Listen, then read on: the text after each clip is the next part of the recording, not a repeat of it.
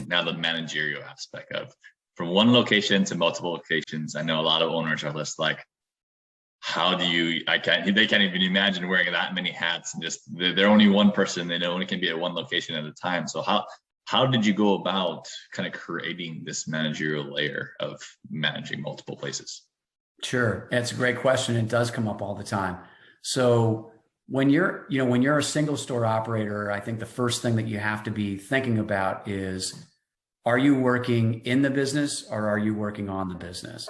And it's something that we hear about all the time, but it really is, it's really the truth. It's really, it's sort of a fundamental fact that if you're in the bays and you're working on cars, it's going to be hard for you to create a scenario where you can take that business and now expand and get to a second location.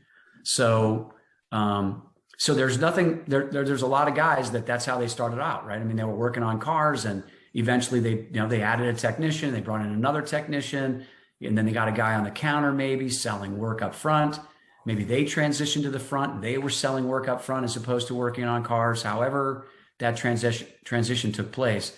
But essentially what you've got to do is you've got to get somebody else to do these things that will allow you to really focus on managing the business. That's the first thing you got to do.